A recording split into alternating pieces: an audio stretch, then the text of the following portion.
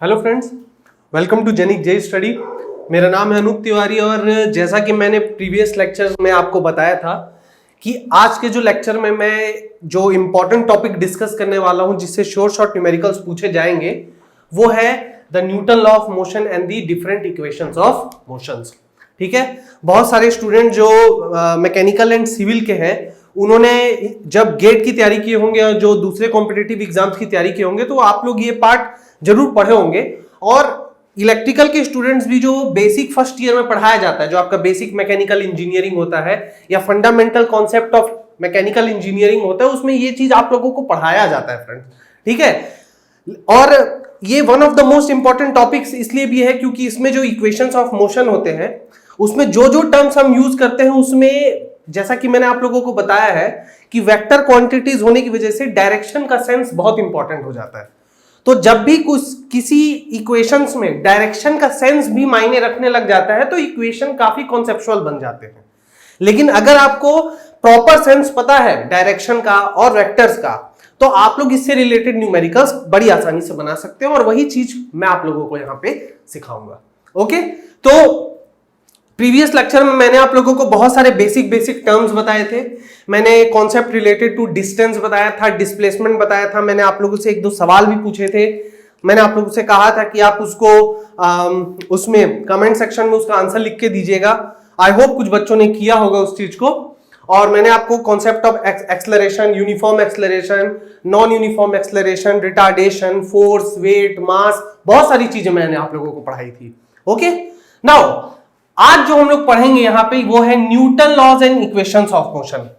क्या होता है, कैसे आता है, ठीक है, जो फॉर्मूलाज हम जनरल तौर पे यूज करते हैं वो कैसे हमारे पास आता है, उनका बेसिक क्या है, उनका बेस क्या है, जहां से वो इवॉल्व होता है, वो सब चीजें मैं आप लोगों को यहां पे पढ़ाऊंगा। तो जो सबसे पहले मैं आप लोगों को पढ़ा रहा हूं वो है Newton laws of motion. Newton laws of motion, ठीक है। चलिए एक एक करके सब चीजों को देखते हैं। सबसे पहले जो हम पढ़ेंगे, सबसे पहला वाला जो हम पढ़ेंगे वो होगा फर्स्ट लॉ। ठीक है, आई नो आप लोगों में से बहुत सारे लोगों को ये चीज पता होगा बट स्टिल मैं इस चीज को पढ़ाऊंगा और बहुत अच्छे से पढ़ाऊंगा। ठीक है, लास्ट लेक्चर में मैंने आप लोगों को एक टर्म पढ़ाया था फ्रेंड्स, इनर्शिया। ठीक है, इनर्शिया में मैंने आप लोगों को बताया था कि इनर्शिया बॉडी की वो इनहेरेंट प्रॉपर्टी होती है जिसमें अगर बॉडी रेस्ट की कंडीशन में है तो वो रेस्ट के कंडीशन में ही रहना चाहेगा, और अगर बॉडी मूविंग की कंडीशन में यानी मोशन की कंडीशन में है तो वो मोशन की ही कंडीशन पे रहना चाहेगा।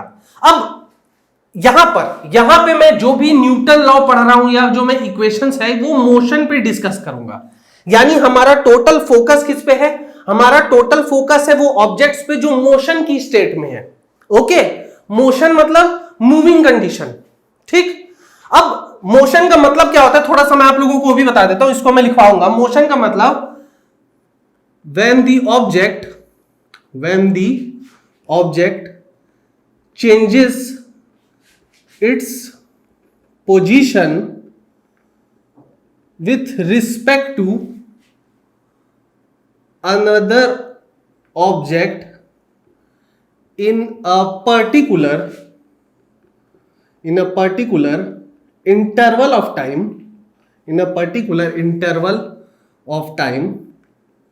the body is said to be in motion। ठीक है, हम एक्चुअली यहां पे मोशन के बारे में पढ़ रहे हैं।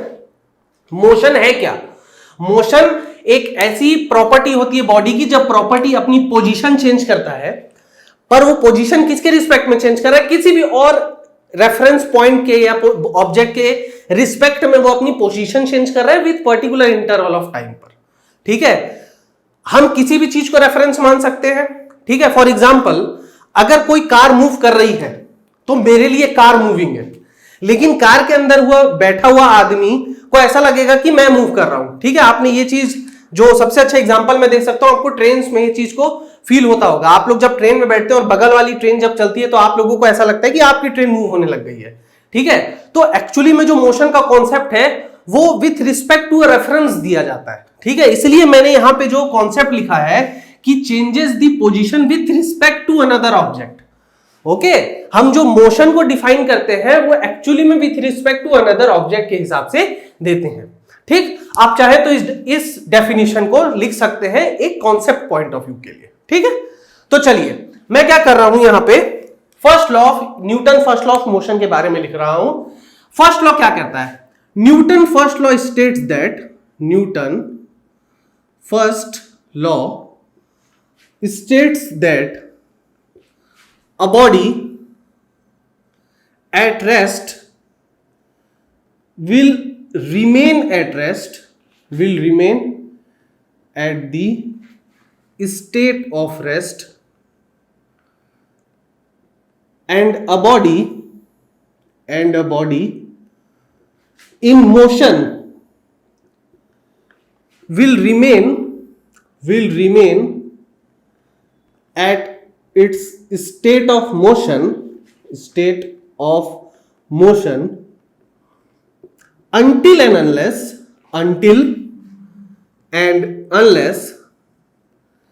an external force is applied on it। इस चीज को आप लोग लिख लीजिए। ठीक है, 2 मिनट के लिए वीडियो पॉज करिए, 1 मिनट के लिए, और जिसको तुरंत लिख लीजिए। देखिए फ्रेंड्स, न्यूटन ने पहला लॉ जो अपना ये बनाया था वो on the basis of inertia of the body पर बनाया था। इनर्शिया ऑफ द बॉडी कैसे, उन्होंने कहा था कि एक बॉडी जो है अगर वो रेस्ट की कंडीशन में है तो वो अपने रेस्ट की कंडीशन पर ही रिमेन करना चाहेगी, या फिर जो बॉडी मोशन के स्टेट में है वो बॉडी भी अपना क्या करेगी, स्टेट ऑफ मोशन को ही कंटिन्यू रखना चाहेगी अनटिल एंड अनलेस कोई एक्सटर्नल फोर्स उस पर एक्ट करना चालू ना कर दे। ठीक, और मैंने आप लोगों को जो प्रीवियस लेक्चर में जो स्टेट ऑफ इनर्शिया के बारे में पढ़ाया था वो भी कुछ वैसा ही था कि बॉडी की अपनी एक इनहेरेंट प्रॉपर्टी जिससे वो या तो रेस्ट में रहना चाहेगी अगर वो पहले से रेस्ट में है तो, और वो मोशन में ही रहना चाहेगी अगर वो मोशन की स्टेट में है, अनटिल एंड अनलेस क्या हो रहा है उस पर कोई एक्सटर्नल फोर्स एक्ट नहीं कर रहा है। ठीक है, तो इसे जो ये डेफिनेशन है, ये जो न्यूटन का फर्स्ट लॉ है, इसे लॉ ऑफ इनर्शिया भी कहते हैं। इस चीज को आप लोग लिख लीजिए, it is also called law of inertia. ठीक है, इनर्शिया लॉ भी इसे कहा जाता है क्योंकि एक्चुअली में जो ये लॉ बना था ये बेसिक प्रिंसिपल ऑफ इनर्शिया पर ही बना था। ठीक है, इनर्शिया के ही डेफिनेशन में इन्होंने एक एक्स्ट्रा चीज क्या ऐड किया कि बॉडी इनर्शिया स्टेट में रहना चाहेगी अनटिल एंड अनलेस उसमें कोई एक्सटर्नल फोर्स एक्ट ना कर दे। कोई चीज अगर मूविंग कंडीशन में मैंने उस पर फोर्स लगाया वो चीज रेस्ट में आ गई, कोई चीज रेस्ट की कंडीशन में मैंने उसमें फोर्स लगाया, फोर्स लगाने की वजह से कुछ एक्सेलरेशन आया, हो सकता है कि बॉडी पे कोई मोशन स्टार्ट हो जाए। ठीक है, सो ये जो फर्स्ट लॉ था न्यूटन का वो उन्होंने ये कहा था और इसीलिए इसे क्या कहते हैं, लॉ ऑफ इनर्शिया भी कहते हैं। ठीक, ये बेसिक कॉन्सेप्ट था, इसे आप समझ लीजिए। दूसरा उन्होंने क्या बताया था फ्रेंड, दूसरा जो लॉ था उसको कहते हैं सेकंड लॉ ऑफ मोशन। चलिए तो सेकंड लॉ को भी थोड़ा देख लेते हैं। सेकंड लॉ हमारा क्या बोलता है, सेकंड लॉ, ये पहला था, दूसरा हम करेंगे सेकंड लॉ ऑफ मोशन। ठीक है, सेकंड लॉ ऑफ मोशन। ठीक है, चलिए इसको भी हम लोग थोड़ा समझते हैं कि सेकंड लॉ ऑफ मोशन क्या कह रहा था। सेकंड लॉ ऑफ मोशन जो था फ्रेंड्स, मैंने पहले भी आप लोगों को ये चीज बताया है अपने प्रीवियस लेक्चर्स में। जब भी मैं अपने स्टूडेंट से पूछता था, जो मेरे कॉलेज के स्टूडेंट थे, जब मैं जॉब करता था तो मैं उनसे पूछता था कि बच्चों सेकंड लॉ ऑफ मोशन क्या होता है, तो वो डायरेक्टली मुझे क्या कहते थे, वो कहते थे कि sir second law of motion होता है force is equal to mass into acceleration. ठीक है, लेकिन फ्रेंड्स मैं आप लोगों को एक बात बता दूं कि जो आप लोग ये कहते हैं कि second law of motion mass into acceleration होता है वो बिल्कुल गलत होता है। ठीक, एक्चुअली क्या होता है वो मैं आप लोगों को यहां लिखवाता हूं, उसके बाद मैं आप लोगों को समझाता हूं। देखिए friends, second law of motion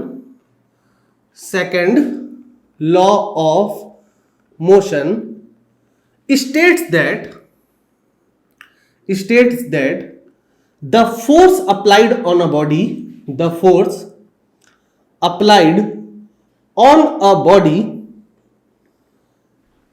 is the rate of change of momentum।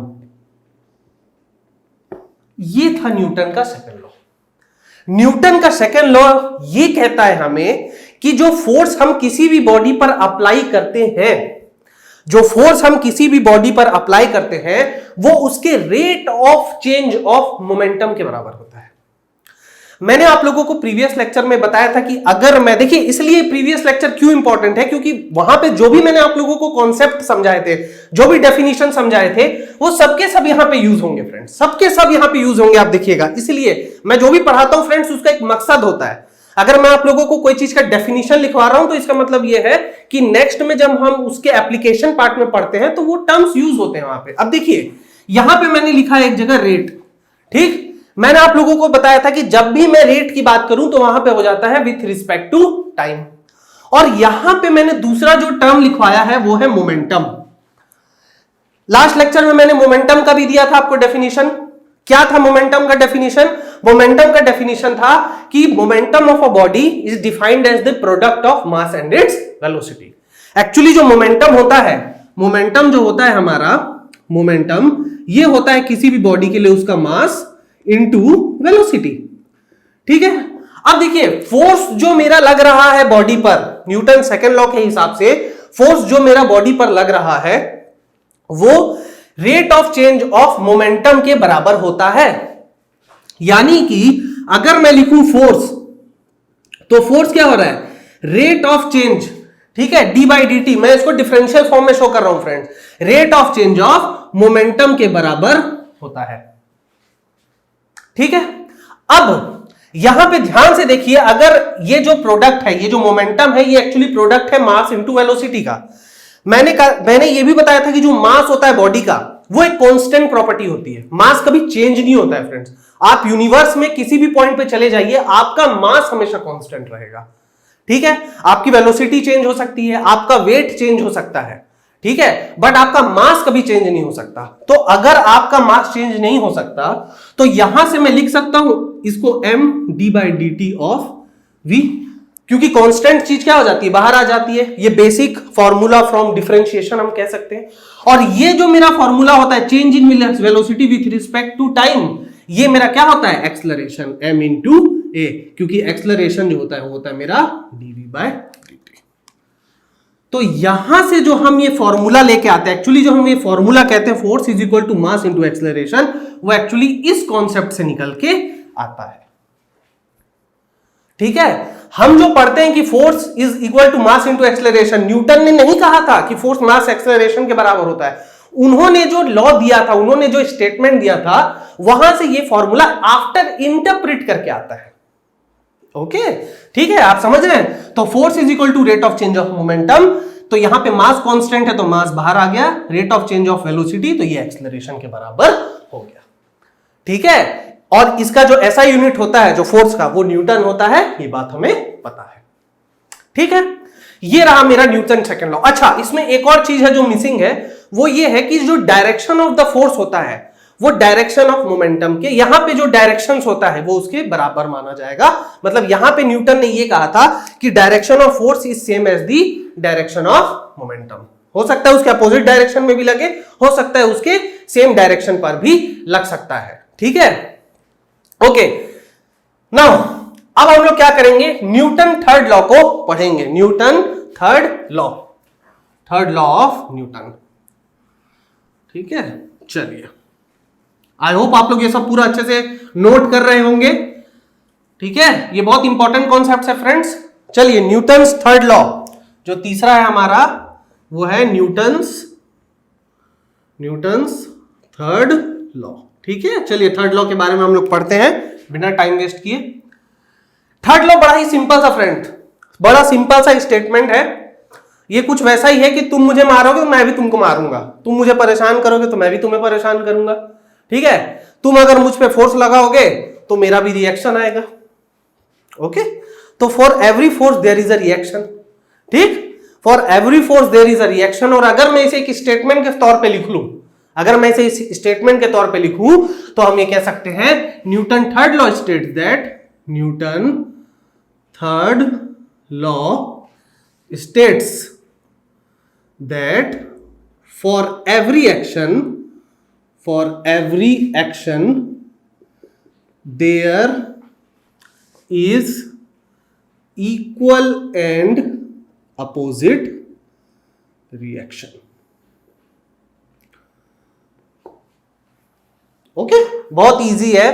Her action का अपना इक्वल रिएक्शन होता है। ठीक है, नाउ ये जो सारे कॉन्सेप्ट्स हैं, ये न्यूटन के लॉ से हुए थे। ओके, न्यूटन एक जो मॉडर्न टाइम्स के मेरे हिसाब से Newton was the greatest scientist. Classical as के अगर मैं साइंटिस्ट की बात करूं तो Archimedes was my favourite scientist. Archimedes was a professor, was a mathematician, was a physician, was a astronomer। ठीक है, मुझे नहीं लगता क्लासिकल एज का मतलब ये फ्रेंड्स 300 बीसी के हिसाब से, जब ग्रीस एक साम्राज्य हुआ करता था और जो पहली नॉलेज है साइंस की, जब लोगों को कुछ पता नहीं था तो ग्रीस में क्या होता था, साइंस के बहुत सारे इन्वेंशंस होते थे। उस समय आज से कम 1200-1300 साल पहले या 2300 साल पहले, आई मस्ट से 2300-2400 साल पहले, यानी आप कह सकते हैं 2500 साल पहले, तो कुछ ऐसे इन्वेंशंस हुए थे जो आर्किमिडीज ने किए थे ग्रीस के टाइम पे। अब कुछ स्टूडेंट्स हैं जो मेरे से इस मामले में डिस्कस कर सकते हैं कि सर इंडिया में भी बहुत सारी चीजों का इन्वेंट हुआ था। I do not deny it, but for me as a scientist Archimedes was the best for the classical age. और जो मॉडर्न टाइम्स के हमारे जो साइंटिस्ट थे, ठीक है, उसमें मेरे हिसाब से न्यूटन के जो ये लॉस थे फ्रेंड्स, इन्होंने ही एक बहुत बड़ा रिवॉल्यूशन ला दिया था साइंस की दुनिया पे। ठीक है, ये बिकॉज ऑफ दिस इक्वेशन। देखिए आज हम जब इस चीजों को पढ़ते हैं फ्रेंड्स, आज मैं जब इस चीजों को पढ़ाता हूं तो ये बड़ी आसान सी लगती हैं। ठीक है, लेकिन एक्चुअली में जब उन्होंने इस चीज का आविष्कार किया, जब उन लोगों ने इस चीज के बारे में बताया, तो आप सोच भी नहीं सकते, उस समय कोई इस तरीके से सोचता नहीं था फ्रेंड्स। लोग एक ही तरीके से चीजों को सोचते थे, उसी तरीके से मैथमेटिक्स को सॉल्व किया जाता था। वो यही वैज्ञानिक थे जिन्होंने एक पूरा का पूरा रिवॉल्यूशन लाया। ओके, चलिए टाइम वेस्ट करे बगैर हम लोग अब पढ़ते हैं इक्वेशंस ऑफ मोशंस के बारे में। चलिए, equations of motion. As a faculty मेरा हमेशा से मन करता है कि मैं कुछ अच्छी बातें, कुछ मोटिवेशनल बातें भी आप लोगों के साथ करूं। ओके, तो ताकि क्या रहे कि आपका भी मन लगा रहे। बट क्योंकि हमारे पास एक टाइम की कंस्ट्रेंट होती है, मेरे को अप्रोक्सीमेटली 40 to 45 मिनट्स के अंदर एक वीडियो बनाना रहता है, तो मैं कोशिश करता हूं कि मैं टू द पॉइंट अटका रहूं, बट वो मेरी आदत है जिसके वजह से मैं थोड़ा सा ओपन हो जाता हूं आप लोगों से। चलिए, आई एम सॉरी अगर आप लोगों को आउट ऑफ द बॉक्स कुछ लगा हो तो। ओके, चलिए अब हम लोग जो पढ़ेंगे यहां पे, वो है equations of motions. Equations of motions, ठीक है। इक्वेशंस ऑफ मोशन के बारे में बहुत सारे स्टूडेंट्स होंगे जिनको इक्वेशन ऑफ मोशन के बारे में पता होगा। अगर आप लोगों को पता है तो भी आप इस चीज को पढ़िए, क्योंकि मैं जो वो इक्वेशंस ऑफ मोशंस है उसको अभी डिराइव करूंगा कि वो इक्वेशंस कहां से आए। ठीक है, तो चलिए, हमारे पास जनरली 3 इक्वेशंस ऑफ मोशन होता है। ठीक है, जनरली क्या होता है, 3 इक्वेशन ऑफ मोशन होता है, काफी इंपॉर्टेंट होते हैं। इसी के बेसिस पे न्यूमेरिकल्स भी हमें सॉल्व करने पड़ेंगे। तो जो सबसे पहला इक्वेशन ऑफ मोशन होता है, पहला वो होता है v = u + at। इसको बहुत अच्छे से याद करेंगे, ये पहला इक्वेशन ऑफ मोशन है। ठीक है, मैं सब कुछ समझाऊंगा कौन सी चीज क्या होती है। अभी आप लोग बस इस चीज को लिखिए, और मैं न्यूमेरिकल्स भी लाया हूं, न्यूमेरिकल्स भी हम सॉल्व करेंगे। दूसरा जो इक्वेशन ऑफ मोशन होता है वो होता है s = ut + ½ at²। ठीक है फ्रेंड्स, ये हो गया आपका सेकंड इक्वेशन ऑफ मोशन। इसको भी आप लोग क्या करेंगे, बहुत अच्छे से याद करेंगे। ये सब चीजें याद होनी चाहिए। पहला है v = u + at, दूसरा है s = ut + ½ at², और जो तीसरा इक्वेशन ऑफ मोशन होता है वो होता है v² - u² = 2s। ये 3 इक्वेशन ऑफ मोशंस है, इसे हम लोग को अच्छे से पढ़ना है। इसी के बेसिस पे हमें न्यूमेरिकल्स, सारे के सारे न्यूमेरिकल्स हम लोग को सॉल्व करना है। ठीक है, और जो न्यूटन सेकंड लॉ से मैंने आप लोगों को कॉन्सेप्ट बताया था, फोर्स = मास × एक्सेलरेशन का, ठीक है, उस कॉन्सेप्ट को भी हम यूज करेंगे। चलिए, अब यहां पे मैं लिखवा देता हूं कि ये सब चीजें हैं क्या, उसके बाद मैं आपको क्या करूंगा, इनका डेरिवेशन भी कराऊंगा और बहुत इजी है। ठीक है, चलिए सबसे पहले है आपका u, जो आपका u है वो होता है initial velocity of the object, initial velocity of the object. ठीक है, ये ऑब्जेक्ट की इनिशियल वेलोसिटी होती है, मतलब जब ऑब्जेक्ट मेरा मूव करना स्टार्ट करता है, जब ऑब्जेक्ट मेरा चल रहा होता है, तो शुरू में जो उसकी जो वेलोसिटी होती है उसे ही हम क्या कहते हैं, u। ठीक है, यानी कि इनिशियल वेलोसिटी। इसका जो ऐसा यूनिट होता है वो होता है मीटर पर सेकंड। ठीक है, ऐसा यूनिट याद रखेंगे, कहीं भी गड़बड़ नहीं होनी चाहिए, ऐसा यूनिट में गड़बड़ी बिल्कुल भी बर्दाश्त नहीं की जाएगी। ठीक है, दूसरी चीज, दूसरा है v। v होता है आपका final velocity, final velocity of the object. जो आपका v होता है वो फाइनल वेलोसिटी होता है। जैसे इनिशियल वेलोसिटी है, हो सकता है उस पर कुछ फोर्स लगा हो, किसी भी ऑब्जेक्ट पर कुछ एक्सलरेशन लगा हो जिसकी वजह से वेलोसिटी चेंज हो जा रही हो। तो अगर वेलोसिटी चेंज हो रही है तो जो फाइनल में वेलोसिटी होगी बॉडी की, ठीक है, वो कहलाएगी मेरी v। इसका भी जो ऐसा यूनिट होगा वो होगा मीटर पर सेकंड, क्योंकि दोनों एक्चुअली में क्या है फ्रेंड्स, दोनों तो वेलोसिटी है। ठीक है, नाम बदलने से कोई फर्क नहीं पड़ेगा, जो मेन चीज है वो तो वेलोसिटी है, इसलिए दोनों का ऐसा यूनिट भी हमारा सेम रहेगा। ठीक है, तीसरी चीज है हमारी a जो है आपका वो है acceleration, acceleration of the object. ठीक है, एक्सलरेशन ऑफ द ऑब्जेक्ट ये होता है हमारा a। इसका जो ऐसा यूनिट होगा वो होगा मीटर पर सेकेंड स्क्वायर। ओके फ्रेंड्स, जो एक्सलरेशन होता है वो होता है मीटर पर सेकेंड स्क्वायर। ठीक है, फोर्थ जो हमारा स्मॉल t है ये है टाइम। ठीक है, ये है टाइम पैरामीटर, आप इसको कह सकते हैं टाइम पैरामीटर। ठीक है, इसका जो ऐसा यूनिट होगा वो होगा इन सेकेंड्स। ठीक है, आपको जो भी टाइम दिया गया होगा, अगर आपको मिनट में दिया गया होगा, अगर आपको मिनट में दिया गया होगा तो आप क्या करेंगे, इंटू 60 करेंगे फॉर सेकेंड्स। ठीक है, याद रखेंगे आप हमेशा जो टाइम लेंगे वो सेकंड्स में लेंगे। मिनट में दिया रहेगा तो 1 मिनट 60 सेकंड के बराबर होता है, तो आप क्या करेंगे, मल्टीप्लाई बाय 60 सेकंड कर लेंगे। अगर आपको आवर्स में दिया रहेगा, अगर आपको आवर्स में दिया रहेगा तो आप किससे मल्टीप्लाई करेंगे, 3600 सेकंड्स के। ठीक है, ये चीज एकदम ध्यान रखेंगे फ्रेंड्स, ये सब इंपॉर्टेंट है। और लास्ट में जो s है आपका वो है आपका टोटल डिस्टेंस या फिर डिस्प्लेसमेंट। टोटल, इसको आप लिख सकते हैं डिस्प्लेसमेंट। ठीक है, आपका जो s है वो होगा टोटल डिस्प्लेसमेंट। इसका जो ऐसा यूनिट होगा ये होगा मीटर।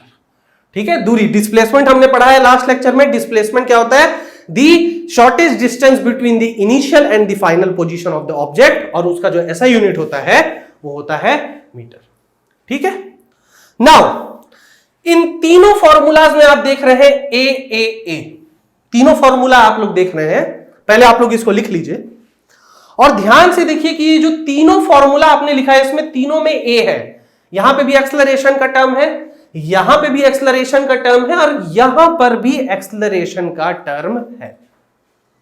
ठीक, अब एक चीज समझना बहुत ज्यादा इंपॉर्टेंट है। मैंने आप लोगों को लास्ट लेक्चर में कॉन्सेप्ट ऑफ एक्सलरेशन के साथ concept of uniform acceleration and concept of non uniform acceleration पढ़ाया था। जिन्होंने भी मेरा प्रीवियस लेक्चर नहीं देखा है जाके देख लीजिए, वरना ये चीज नहीं समझ में आएगा। ठीक, तो अगर मैं आपसे कह रहा हूं concept of uniform acceleration and non uniform acceleration, तो एक चीज समझ के चलिए कि ये तीनों इक्वेशन तभी वैलिड है, ये तीनों इक्वेशन तभी वैलिड है जब आपका ऑब्जेक्ट यूनिफॉर्म एक्सलरेशन पर मूव हो रहा है। ठीक है, बहुत ध्यान से, अगर आपका object, the object must be in, the object must be moving with uniform acceleration। ये बहुत इंपॉर्टेंट फैक्टर है जो आप लोगों को ध्यान में लेके चलना है। ये इक्वेशंस तभी वैलिड है, ये इक्वेशन की जो वैलिडिटी है ये तभी तक है, वैलिडिटी ये तभी है जब आपका ऑब्जेक्ट यूनिफॉर्म एक्सलरेशन पर मूव कर रहा है। अगर आपका ऑब्जेक्ट यूनिफॉर्म एक्सलरेशन पर मूव नहीं करेगा तो हम ये फॉर्मूलाज यूज नहीं कर पाएंगे। ठीक है, अगर आपका एक्सेलरेशन चेंज हो रहा है, देखिए रिटार्डेशन हो सकता है फ्रेंड्स, रिटार्डेशन हो सकता है, लेकिन रिटार्डेशन भी कैसा होना चाहिए, यूनिफॉर्म होना चाहिए। आपका एक्सेलरेशन भी जो लग रहा है वो भी क्या होना चाहिए, यूनिफॉर्म होना चाहिए। जब तक आपका एक्सेलरेशन चाहे वो पॉजिटिव हो चाहे वो नेगेटिव हो, अगर आपका एक्सेलरेशन पॉजिटिव है या नेगेटिव, जब तक वो यूनिफॉर्म है तभी तक आप लोग ये क्या कर सकते हैं, इन इक्वेशन को यूज कर सकते हैं। अदरवाइज आप ये इक्वेशन नहीं यूज कर पाएंगे। इस चीज को एकदम यहां पे बिठा लीजिए, ठीक है। ओके, दूसरी चीज यहां पे जो एक्सेलरेशन, मैंने ये जो फॉर्मूलाज लिखा है, यहां पे मैं ये मान के चल रहा हूं कि एक्सेलरेशन मेरा पॉजिटिव है, ठीक है।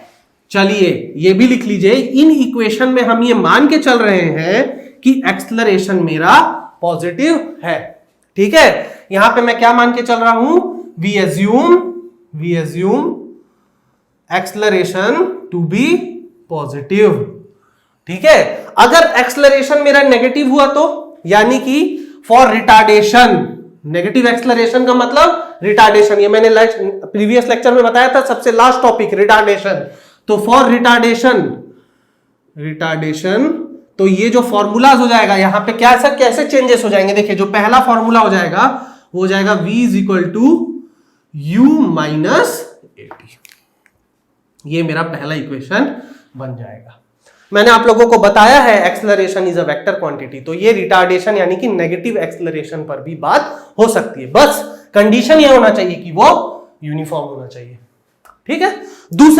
दूसरा जो है मेरा वो हो जाएगा s is equal to ut minus half at square. ये किसके लिए होगा, सेकेंड इक्वेशन के लिए होगा, जब मेरा रिटार्डेशन बॉडी पर लग रहा होगा। और जो तीसरा कॉन्सेप्ट है, वो तीसरा कॉन्सेप्ट क्या हो जाएगा, तीसरा कॉन्सेप्ट होगा v square minus u square is equal to, या फिर आप कह सकते हैं इसको v square is equal to u square minus 2as, ठीक है। आप इसको ऐसे लिख लीजिए।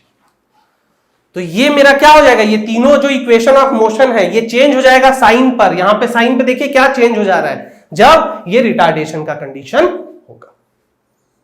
ओके फ्रेंड्स, इजी है, बस ध्यान रखिएगा डायरेक्शन सेंस का इंपॉर्टेंस आपको पता होना चाहिए। डायरेक्शन सेंस का इंपॉर्टेंस आपको पता होगा तो आप क्या करेंगे, इस इक्वेशंस को यूज कर सकते हैं। Genic Prime is the new features by Genic Education, where you will get 450 plus video series questions explanation, Prime Facebook group for doubt solving, assignments, live sessions and many more. If you are interested, then visit website and join quickly. For any query, call on 9837933283. Okay, तो अब मैं क्या कर रहा हूं friends, मैं आप लोगों को ये जो इक्वेशन ऑफ मोशन है, ये तीन इक्वेशन ऑफ मोशन जो मैंने शुरू में लिखवाया है, मैं इसको थोड़ा डिराइव कर लेता हूं, बहुत ही क्विक टाइम पर, ज्यादा समय नहीं लगेगा और आपको इजीली इसका कॉन्सेप्ट भी समझ में आ जाएगा कि भाई ये सब हुआ कैसे, ठीक। चलिए, इस डायरेक्शन सेंस का आप ख्याल रखेंगे और एक चीज ये याद रखेंगे कि ये यूनिफॉर्म एक्सेलरेशन के लिए ही वैलिड है, ठीक है फ्रेंड्स। ओके, चलिए, आई होप आप लोग को सब समझ में आ रहा होगा। चलिए इसको थोड़ा सा और देखते हैं अच्छे से। हमारे पास तीन इक्वेशन ऑफ मोशन है, मैं थोड़ा सा उसको डिराइव करने की कोशिश करूंगा कि मोशंस के वैल्यू कैसे आती है। सबसे पहला इक्वेशन ऑफ मोशन है, देखिए हमारे पास तीन इक्वेशन ऑफ मोशन है, v is equal to u plus at, s is equal to u t plus half at square और v square minus u square is equal to 2s, ठीक है friends. अब ये मैं क्या कर रहा हूं, इसको मैं डिराइव करने की कोशिश कर रहा हूं एकदम बेसिक कॉन्सेप्ट से, जितना हमने अभी तक पढ़ा है। मैं कहीं बाहर से कोई भी चीज नहीं लाऊंगा, ठीक। हमने पढ़ा है एक्सेलरेशन जो होता है, एक्सेलरेशन जो होता है वो होता है change in velocity with respect to time. ये हमने पढ़ा है, ये हमने बेसिक, हमने प्रीवियस लेक्चर में भी पढ़ा है, यहां पे भी मैंने आप लोगों को अभी बताया कि जो एक्सेलरेशन होता है वो rate of change of velocity होता है, यानी कि change in velocity with respect to time. मैंने इसमें आप लोगों को बताया हुआ था, ये होता है v final minus v initial upon time. ये क्या होता है, एक्सेलरेशन, ठीक है। अभी मैंने आपको बताया कि अगर मैं इनिशियल वेलोसिटी को u ले रहा हूं और फाइनल वेलोसिटी को v ले रहा हूं, तो v इनिशियल था मेरा u और v फाइनल था मेरा कैपिटल V। तो यहां पे मैं इनकी वैल्यू को क्या कर रहा हूं, इनकी वैल्यू को मैं पुट अप कर रहा हूं। तो देखिए क्या आएगा, a is equal to v minus u by t तो t को मैं अब क्या कर रहा हूं फ्रेंड्स, यहां मल्टीप्लाई, ये देखिए क्या बन गया, at is equal to v minus u, और u को मैं यहां कर रहा हूं v is equal to u plus at। मैंने देखिए बस क्या किया, u को इधर करके इक्वेशन उलट पलट कर दिया। आई होप, चलिए मैं इसको अच्छे से कर देता हूं, at plus u is equal to v। अब मैं क्या कर रहा हूं, इसको उल्टा लिख दे रहा हूं, ये हो गया v is equal to u plus at। कितना इजी है फ्रेंड्स, है ना। क्या किया मैंने, change in velocity with respect to time, value put की, पहला इक्वेशन आ गया। ठीक है, अब चलिए दूसरे इक्वेशन के बारे में भी देख लेते हैं। दूसरा इक्वेशन आपको क्या कहता है, देखिए दूसरा इक्वेशन है x is equal to ut plus half at square. ये कैसे होता है, देखिए मैंने आप लोगों को बताया था कि जो एवरेज वेलोसिटी होती है, देखिए एवरेज वेलोसिटी, मैं एक टर्म लिख रहा हूं एवरेज वेलोसिटी। ठीक है, एवरेज वेलोसिटी क्या होता है, एवरेज वेलोसिटी होता है initial velocity plus final velocity का मीन। क्या होता है ये friends, the mean of initial and final velocity. ठीक है, अगर कुछ बच्चों को मीन का मतलब नहीं पता है तो याद रखिए, मीन का मतलब आप सिंपल लैंग्वेज में यहां इस केस में एवरेज भी कह सकते हैं। ठीक है, यहां पे मैं क्या कह रहा हूं, इसका एवरेज के टर्म, ठीक है, यानी मिड वैल्यू। तो यहां पे मैं क्या कर रहा हूं, मेरी initial velocity friends, initial velocity थी मेरी u और फाइनल वेलोसिटी थी मेरी v। ठीक, तो अगर मैं एवरेज वेलोसिटी निकालना चाहता हूं, एवरेज वेलोसिटी, ठीक है, क्योंकि मेरी वेलोसिटी चेंज हो रही थी, तो मैंने क्या किया, एक एवरेज वेलोसिटी निकाला मैंने। तो एवरेज वेलोसिटी मैं लिख सकता हूं v प्लस u बाय 2। आप इस चीज को नोट कर लीजिए, क्योंकि एवरेज वेलोसिटी जो होती है वो होती है mean of initial and final velocity. अब जो आपका डिस्टेंस होता है, यानी जो डिस्प्लेसमेंट या डिस्टेंस होता है, मैंने आप लोगों को बताया था कि ये होता है स्पीड इनटू टाइम। मैंने बताया था एवरेज जो डिस्टेंस होता है, मैंने आप लोगों को एक ऐसे ट्राइंगल जैसा बताया था, ये था डिस्टेंस, ये स्पीड, ये टाइम। तो distance is equal to speed into time. तो यहां पे मैं जो एस ले रहा हूं ये क्या है, डिस्प्लेसमेंट। तो डिस्प्लेसमेंट क्या होता है, वेलोसिटी इनटू टाइम। यहां पे जो मैं वेलोसिटी ले रहा हूं, ये मैं ले रहा हूं एवरेज वेलोसिटी। ठीक है, तो ये क्या बन गया मेरा, एवरेज वेलोसिटी इनटू टाइम। ठीक, ओके, तो मैं यहां पे लिख सकता हूं s is equal to v plus u by 2 into t. Okay friends, इसको मैं लिख सकता हूं। अब यहां पे मैंने v की वैल्यू निकाली है फ्रेंड्स पहले से। v की वैल्यू क्या होती है, u प्लस at होती है। मैं इस वैल्यू को, मान लीजिए मैं इसको इक्वेशन नंबर 1 मान रहा हूं, इस वैल्यू को मैं यहां पुट करूंगा v की जगह। ठीक है, तो देखिए ये क्या बन जाएगा, s is equal to u plus at plus u divided by 2 into t. ठीक है, s क्या हो गया friends, 2u plus at by 2 into t. हुआ कि नहीं हुआ फ्रेंड्स। ठीक है, तो देखिए अब ये क्या बन के निकल के आएगा, वहां नहीं मिटाना था, चलो कोई बात नहीं, कभी कभी जोश में हो जाता है होश प्रॉब्लम। चलिए, तो यहां से मैं देखिए क्या लिख रहा हूं, s इज इक्वल टू मेरा आया है 2u plus at into t by 2। तो s is equal to 2ut plus at square by 2। अब मैं क्या कर रहा हूं, इसको अलग अलग करके ले रहा हूं। तो s is equal to 2ut by 2 plus at square by 2। अगर आप इसका एलसीएम लेंगे तो ये यही वैल्यू आ जाएगा। ठीक है, तो 2 से 2 कैंसिल और ये हाफ, तो s is equal to ut plus half at square. आ गया ये चीज भी। क्या किया मैंने यहां पे एवरेज वेलोसिटी निकाला। एवरेज वेलोसिटी क्या होता है, मीन होता है आपके इनिशियल एंड फाइनल वेलोसिटी का मीन, यानी कि इस केस में मैं इसको एज एन एवरेज ले लिया। एज एन एवरेज लेने के बाद मैंने उसको डिस्प्लेसमेंट के फॉर्मूला में पुट किया, और जो फर्स्ट इक्वेशन ऑफ मोशन हमारा आया था इन टर्म्स ऑफ v, उसको यहां पर पुट कर दिया। देखिए कॉन्सेप्ट यहीं तक है, बाकी ये मैथमेटिक्स है। ठीक है, फिजिक्स में एक कॉन्सेप्ट होता है, एक मैथमेटिक्स होता है। Physics is the combination of concept and mathematics. Physics मेरा फेवरेट सब्जेक्ट है फ्रेंड, एक्चुअली ये सब फिजिक्स का पार्ट है, हम इसे क्लास 11th में भी पढ़ते थे। ठीक, तो physics is the combination of concept, the law of nature and mathematics. ठीक है, ओके, तो यहां पे मेरा सेकंड इक्वेशन भी आ गया।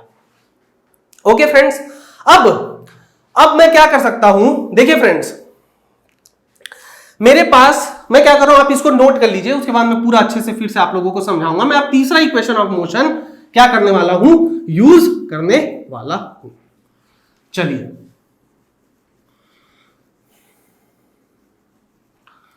ओके फ्रेंड्स, देखिए हमारे पास दो इक्वेशन है, v is equal to u plus a t, ये पहला इक्वेशन था। मैं लिख सकता हूं v minus u is equal to a t. Okay, तो मैं यहां से t लिख सकता हूं v minus u by a. ये पहले इक्वेशन ऑफ मोशन से ही मैंने लिख दिया। और एक इक्वेशन हमने क्या लाया था, s is equal to u t plus half a t square, ये हमने लिखा था फ्रेंड्स। अब मैं क्या कर रहा हूं, इस t की वैल्यू को यहां पुट कर दे रहा हूं। ठीक है, जो सेकंड इक्वेशन में जो t की वैल्यू है उसको इस फर्स्ट इक्वेशन से मैं पुट कर दे रहा हूं। देखिए फ्रेंड्स, ये क्या बनेगा, s is equal to u into v minus u by a plus half into a into v minus u by a का स्क्वायर। ओके, समझ में आ रहा है मैंने क्या किया, मैंने v is equal to u plus a t, जो पहला इक्वेशन ऑफ मोशन था उससे t की वैल्यू निकाल ली, और जो सेकंड इक्वेशन ऑफ मोशन हमने अभी डिराइव किया उसमें t की वैल्यू को वहां से पुट कर दिया। तो देखिए आगे क्या होता है, आगे ये होगा u v minus u square upon a, s is equal to, ठीक है, plus half into a minus b whole square, a square plus b square minus 2ab, ठीक है, डिवाइडेड बाय, ये क्या बन गया फ्रेंड्स, ए स्क्वायर। ठीक है, यही होगा, आई होप सो। ठीक, चलिए, तो ये क्या लिख सकता हूं, s is equal to u v minus u square upon a plus, ये a इससे कैंसिल हो गया फ्रेंड्स। ठीक है, एक a यहां पे था और एक a स्क्वायर, तो a स्क्वायर मतलब हम a इंटू ए लिख सकते थे, तो वो a इंटू ए इसको लिख सकते थे फ्रेंड्स, तो ये से कैंसिल हो गया। आई होप आपको समझ में आ रहा होगा। ठीक है, तो देखिए ये क्या बन गया, v square minus plus u square minus 2uv by 2a। Okay, अब मैं क्या करूंगा, इन सबका एलसीएम लूंगा। अगर मैं क्या करूं, एक टर्म ये है मेरा और एक टर्म ये है, इसका मैं एलसीएम ले रहा हूं। देखिए ये क्या बनेगा, ठीक है, s is equal to 2uv minus 2u square plus v square plus u square minus 2uv upon 2a। यहां पे a है डिनोमिनेटर में, यहां पे 2a है, a और 2a का, a और 2a, ये देखिए a और 2a, इसका मैं क्या कर रहा हूं, इसका मैं एलसीएम ले रहा हूं। तो ये क्या बन गया, मैं इसको a से करता हूं 1 2, इसको मैंने कर दिया 2 1 1, तो दोनों का एलसीएम क्या हो गया 2a।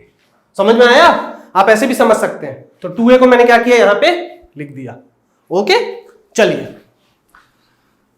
ये हुआ। अब देखिए यहां पे कौन से टर्म्स कैंसिल हो सकते हैं, ये टर्म और ये टर्म कैंसिल हो गया, एक पॉजिटिव एक नेगेटिव। तो यहां पे देखिए क्या आ जाएगा, v square minus 2u square plus u square minus u square by 2a। तो देखिए 2as is equal to v square minus u square, तो इसको मैं इंटरचेंज कर दे रहा हूं, v square minus u square is equal to 2s। Hence proved. बड़ा अच्छा लगता है ये लिखना, ठीक है, मुझे बड़ा अच्छा लगता था। हम एग्जाम में जब ऐसे क्वेश्चन आते थे ना, भले डेरिवेशन बने ना बने, लास्ट में आंसर लिख के हैंस प्रूव्ड लिख देते थे, कई बार मार्क्स भी मिल जाता था। बट कॉम्पिटिटिव एग्जाम में ऐसा नहीं होता है फ्रेंड्स। कॉम्पिटिटिव एग्जाम में हमें बहुत ही ज्यादा कॉन्सेप्ट और फोकस्ड रहना पड़ता है और हमें ये चीज समझनी पड़ती है। ठीक है, तो आई होप आपको मेरा आज का ये लेक्चर समझ में आया होगा। मैं चाहूं तो न्यूमेरिकल्स आज से स्टार्ट करता हूं, बट मैं चाह रहा हूं कि आप लोग इसको अच्छे से समझे। नेक्स्ट लेक्चर पूरी तरह से इस कॉन्सेप्ट पर डेडिकेटेड न्यूमेरिकल्स पर होगा। हो सकता है मैं 2 न्यूमेरिकल लेक्चर्स भी ले लूं, क्योंकि ये बहुत इंपॉर्टेंट है, ये कॉन्सेप्ट समझने के लिए बहुत इंपॉर्टेंट था, और आई होप आप लोगों को ये सारी चीजें समझ में आई होंगी। ठीक है, तो इनसे रिलेटेड नेक्स्ट में मैं क्या करूंगा, नेक्स्ट लेक्चर में मैं इससे रिलेटेड कम से कम 4 से 5 कम से कम न्यूमेरिकल्स कराऊंगा। ठीक है, तो अगर आप लोगों को मेरा ये लेक्चर अच्छा लगता है फ्रेंड्स, तो प्लीज ज्यादा से ज्यादा नंबर में आइए, इसे देखिए, सीखिए।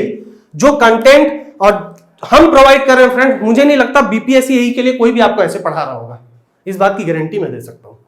ठीक है, मैं बहुत मेहनत कर रहा हूं फ्रेंड्स। देखिए, हम एसएससी जेई के लिए, जेनिक जेई स्टडी के लिए मैं अलग से वीडियोस बनाता हूं। हम कंटेंट्स पे काम करते हैं, क्वेश्चन पेपर पे काम करते हैं, हम बीपीएससी एई जनरल इंजीनियरिंग पर काम कर रहे हैं। आप समझिए, हम हर दिन बहुत मेहनत कर रहे हैं सिर्फ आप लोगों के लिए, बट बदले में हमें आप लोगों का सपोर्ट चाहिए। ज्यादा से ज्यादा नंबर पे मेरे वीडियोस को देखिए, कमेंट करिए, कुछ भी कमेंट करिए, आपको जो अच्छा लगता है कमेंट करिए। मेरे पढ़ाने के तरीके के बारे में कमेंट करिए, लाइक करिए, डिसलाइक करिए, जो भी आपके मन में आता है। मेरा वीडियो अच्छा नहीं लगा, डिसलाइक मारिए, कोई तकलीफ नहीं है, बट बताइए मुझे कि प्रॉब्लम कहां पे आ रही है आपको। ठीक है, चलिए तो नेक्स्ट लेक्चर में कंटिन्यू करेंगे इससे रिलेटेड न्यूमेरिकल्स के साथ। तब तक के लिए सेफ रहिए, घर में रहिए, ज्यादा बाहर मत निकलिए, माँ बाप का ख्याल रखिए। All the best.